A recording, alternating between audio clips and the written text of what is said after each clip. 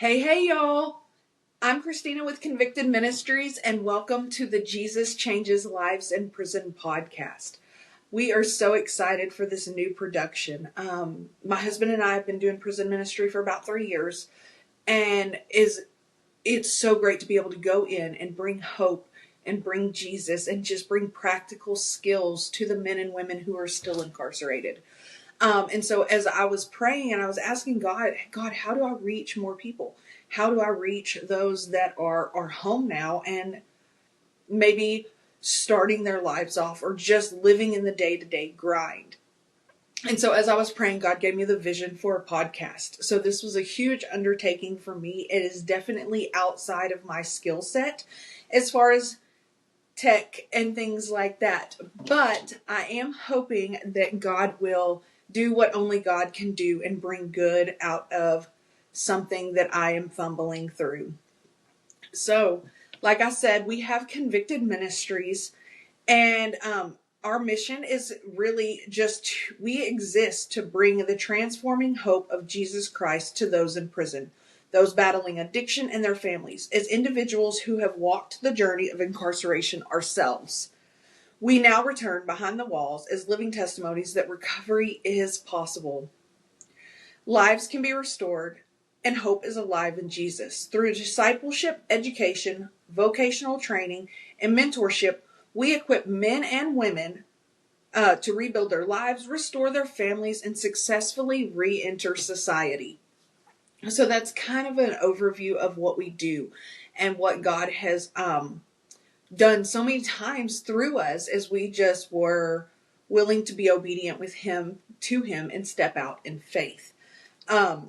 So real quickly, some of our goals is to share the hope of Jesus. So Isaiah 61:1 says, "The Spirit of the Sovereign Lord is upon me, for the Lord has anointed me to bring good news to the poor. He has sent me to comfort the brokenhearted and to proclaim the captives be released and the prisoners be freed."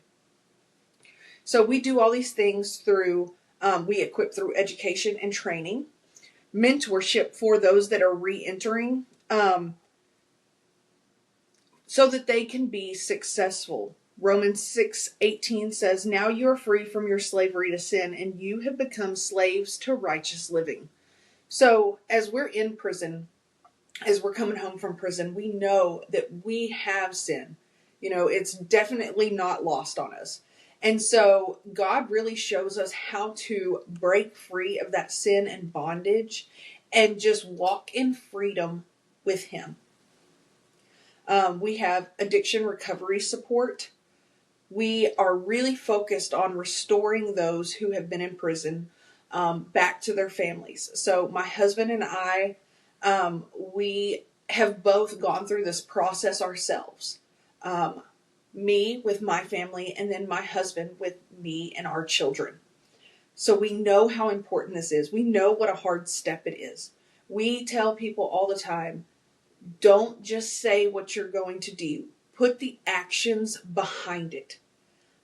We believe in walking out what we say. Yes, we can say, hey, I'm going to really change this time, or hey, it's going to be different, or, but we show it by our actions. Those actions are what our families really can hold on to. They see what we're doing, not just the words that we say.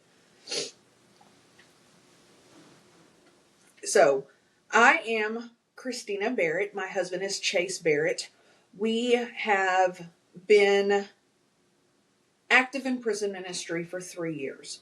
My husband has been home, I want to say 5 years now, about a year out off of parole. And then I was in Woodman and Dawson in 2005, 2006. I was barely 19. And this was 20 years ago. And back then it was very uncommon for women to go to prison so early.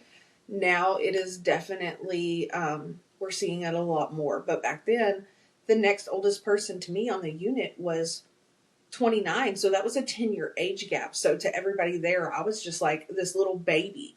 And that's the truth. And they were like, man, aren't you supposed to be in college? Yeah. Yep. I'm here. School of Hard Knocks.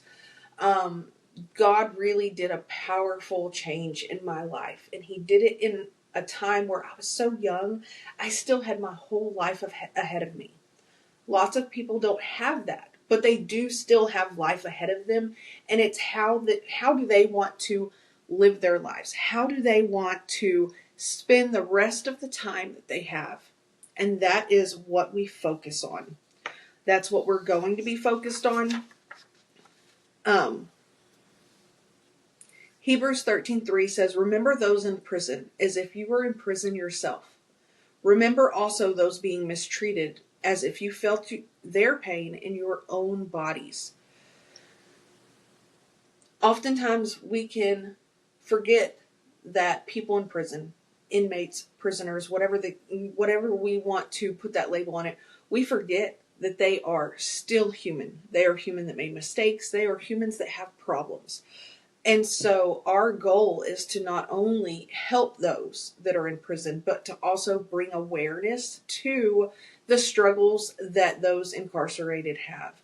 The struggles to change their life, to learn a new skill set. Maybe they don't have any education and they can get that in TDC. We're going to do a whole episode over just vocational skills and educational training because it is so powerful.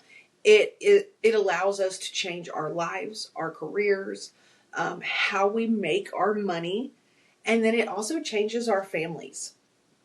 So my husband, he did vocational training. He did the HVAC and the electrical at TDC. And he ended up being the valedictorian of both of those classes. And he realized in that moment that he was actually smart. He really could do something with his life. He really could not only change, but have a thriving career. And so after he come home, he jumped on as a helper at a friend of his company. And then he worked hard. He was such a hard worker. He ended up being promoted to installer and then install manager and then the director of operations for that company. After that company sold, he got an offer to start a new company in a new town with an old owner from the old company. And so now he has his own AC company, and we're talking about within a 5-year time period. I believe the company's been open about a year. So at that time, it had only been 4 years. When we say that education and vocation can truly change the directory of your life, it is so true. It's so true. My husband's living proof of it. So we are going to talk about several different topics. If you're watching and you have something that you want to talk about, if you have something that you have a question about, maybe a topic that we might not have thought of, please email me. It is podcast@convicted.online. So the podcast is up under the prison ministry umbrella, so everything will still be convicted.online. But if you will just email your questions, concerns, topics, podcast@convicted.online, and we will definitely start to include some of those into our episodes. So ideally we are preparing to do 1 episode a week, and please feel free to share. Like if you've got somebody that you know that's in your life, on your social media, that could benefit from this, please share it with them. Not so that we grow, but so that God's ability to change lives continues to just thrive in the area of prison, reentry, recovery, and families that walk through this with us. So here are a few of the podcasts. So today's podcast really is going to be the vision and the purpose. That's kind of what we're going over, just an intro to who I am, who my husband is. He will eventually be on the podcast episodes, probably come winter time whenever his company is not so busy. And so once again, that's who we are. And the vision of the purpose of this is just so that God continues to change lives, that we get awareness out there for the struggles that people have in prison, the struggle that it is to come home, some of the things that go along with that.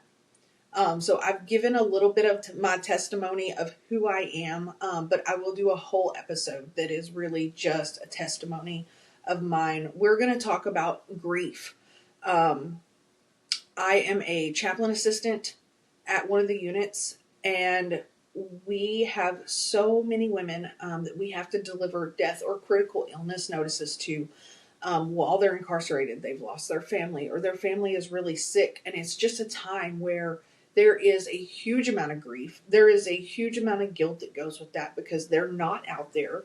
Um, and so that is one thing that we are going to talk about, programs and how they help. So programs are huge in TDC. They have done a phenomenal job. Back 20 years ago, all we had was changes in cognitive classes on the education side. There were no real chaplaincy classes. And so we're going to talk about all the programs that I know of that we currently offer, programs that could be started in the future, areas of need that are still there. So right now I teach a Foundational Truths Bible class. Sorry, it's not called Foundational Truth, but it is just a foundational Bible class. It is called Back to Basics. So we are just learning about the Bible, going real deep, but in a very simple way that even somebody who is new to Jesus can understand it and learn, and somebody that has been walking with Jesus for a long time and knows a lot about the Bible can look at it from a different viewpoint. So I know for women, Breaking Free by Beth Moore is super huge. It talks about breaking free of bondage. And then my husband has quite a few that he was able to go through on the men's unit. We are going to look at education and vocation.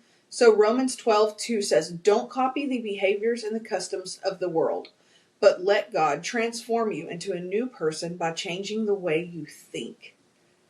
Then you will learn to know God's will for you, which is good and pleasing and perfect."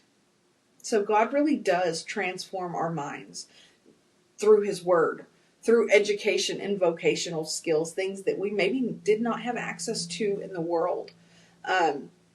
So we are going to definitely be doing an episode on that. My husband will most likely be leading that one. I went to school in TDC. I did a basic computer information systems class, and I was able to learn everything there was about computers and programs and things like that. And I was able to start working in office type careers, whereas I'd only really done fast food and cashier things before.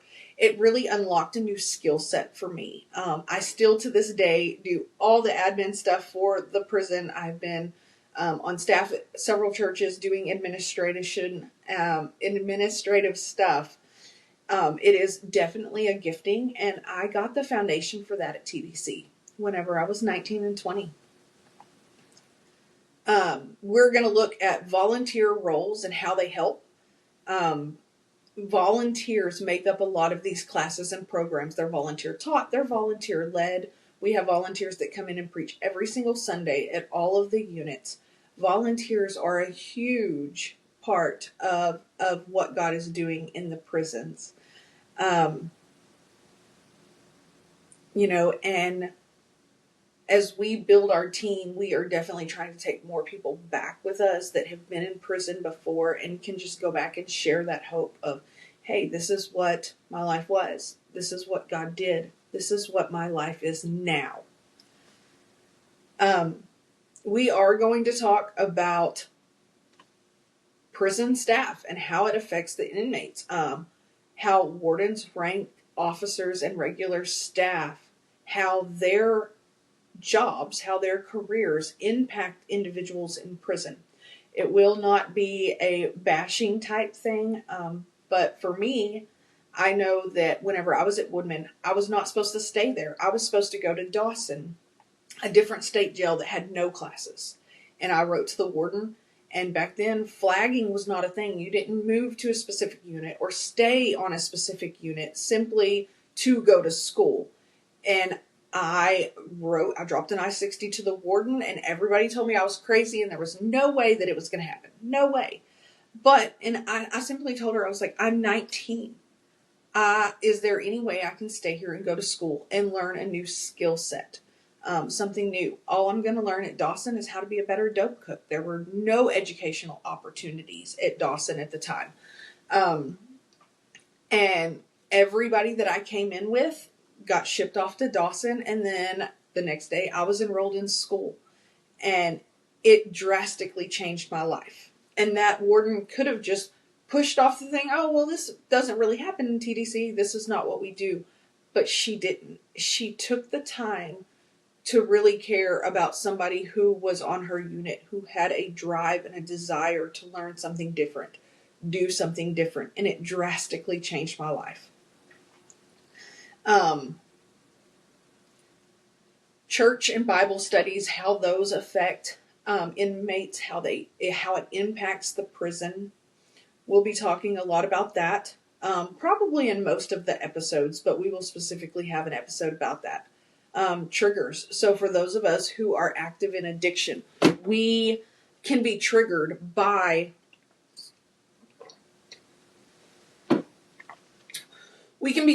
certain things. And sometimes it's things that you would obviously know, like if you're an alcoholic and you walk into a bar, of course you're going to be triggered to drink. But sometimes it's something as small as a pen cap or chewing gum. So we are definitely going to be talking about that. Our families and how they play a role in our recovery, our reentry, how we rebuild those family relationships is definitely something that we're going to cover.